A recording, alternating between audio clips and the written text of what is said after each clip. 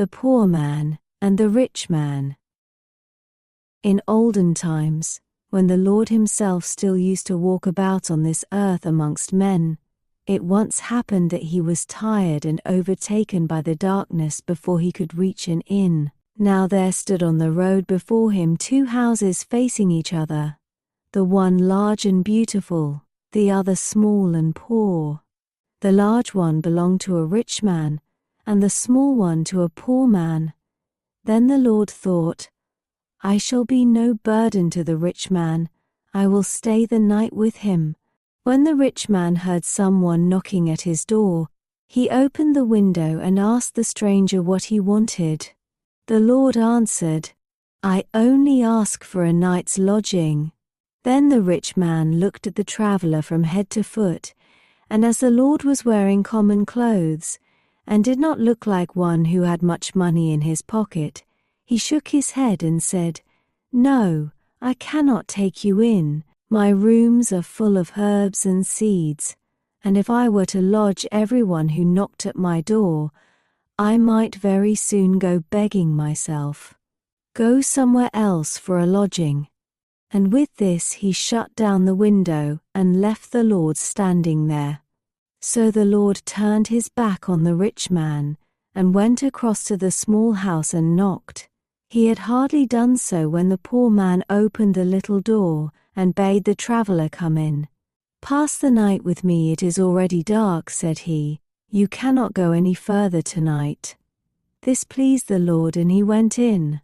The poor man's wife shook hands with him and welcomed him, and said he was to make himself at home and put up with what they had got. They had not much to offer him, but what they had they would give him with all their hearts. Then she put the potatoes on the fire, and while they were boiling she milked the goat, that they might have a little milk with them. When the cloth was laid, the Lord sat down with the man and his wife, and he enjoyed their coarse food, for there were happy faces at the table. When they had had supper and it was bedtime, the woman called her husband apart and said, Hark you, dear husband, let us make up a bed of straw for ourselves tonight, and then the poor traveler can sleep in our bed and have a good rest, for he has been walking the whole day through, and that makes one weary. With all my heart, he answered. I will go and offer it to him. And he went to the stranger and invited him, if he had no objection, to sleep in their bed and rest his limbs properly. But the Lord was unwilling to take their bed from the 2 old folks, however. They would not be satisfied, until at length he did it, and lay down in their bed, while they themselves lay on some straw on the ground. Next morning they got up before daybreak, and made as good a breakfast as they could for the guest. When the sun shone in through the little window, and the Lord had got up, he again ate with them, and then prepared to set out on his journey. But as he was standing at the door, he turned round and said, As you are so kind and good, you may wish 3 things for yourselves, and I will grant them. Then the man said, What else should I wish for but eternal happiness, and that we too, as long as we live, may be healthy and have every day our daily bread? For the 3rd wish, I do not know what to have. And the Lord said to him, Will you wish for a new house instead of this old one? Oh yes, said the man, if I can have that too, I should like it very much.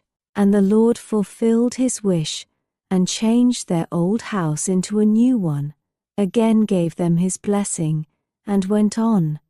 The sun was high when the rich man got up and leaned out of his window, and saw, on the opposite side of the way, a new clean-looking house with red tiles and bright windows where the old hut used to be. He was very much astonished, and called his wife and said to her, Tell me, what can have happened? Last night there was a miserable little hut standing there, and today there is a beautiful new house. Run over and see how that has come to pass. So his wife went and asked the poor man, and he said to her, Yesterday evening a traveler came here and asked for a night's lodging, and this morning when he took leave of us, he granted us 3 wishes: eternal happiness, health during this life and our daily bread as well, and besides this, a beautiful new house instead of our old hut. When the rich man's wife heard this, she ran back in haste and told her husband how it had happened. The man said, "I could tear myself to pieces if I had but known that. That traveler came to our house too and wanted to sleep here, and I sent him away." "Quick," said his wife, "get on your horse. You can still catch the man up, and then you must ask to have 3 wishes granted to you." The rich man followed the good counsel and galloped away on his horse, and soon came up with the Lord. He spoke to him softly and pleasantly, and begged him not to take it amiss that he had not let him in directly. He was looking for the front door key, and in the meantime the stranger had gone away. If he returned the same way, he must come and stay with him. "Yes," said the Lord, "if I ever come back again, I will do so." Then the rich man asked if might not wish for 3 things too, as his neighbor had done. "Yes," said the Lord, he might, but it would not be to his advantage, and he had better not wish for anything. But the rich man thought that he could easily ask for something which would add to his happiness, if he only knew that it would be granted. So the Lord said to him, "Ride home then, and 3 wishes which you shall form shall be fulfilled." The rich man had now gained what he wanted, so he rode home, and began to consider what he should wish for. As he was thus thinking, he let the bridle fall, and the horse began to caper about, so that he was continually disturbed in his meditations, and could not collect his thoughts at all. He patted its neck and said, "Gently, Lisa," but the horse only began new tricks. Then at last he was angry and cried quite impatiently, "I wish your neck was broken." Directly he had said the words, down the horse fell on the ground, and there it lay dead and never moved again. And thus was his first wish fulfilled. As he was miserly by nature, he did not like to leave the harness lying there, so he cut it off and put it on his back, and now he had to go on foot.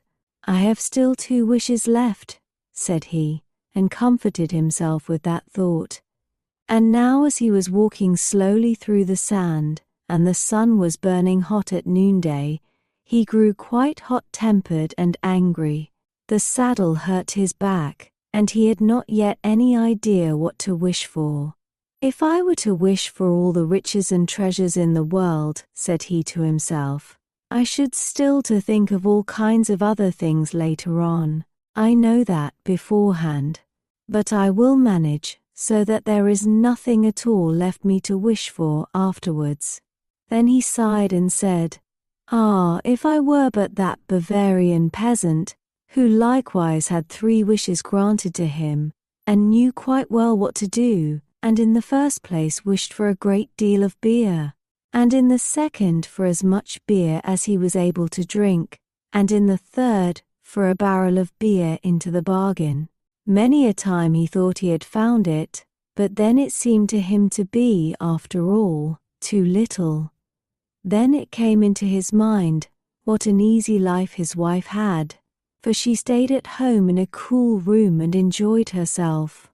This really did vex him, and before he was aware he said, "I just wish she was sitting there on this saddle, and could not get off it, instead of my having to drag it along on my back."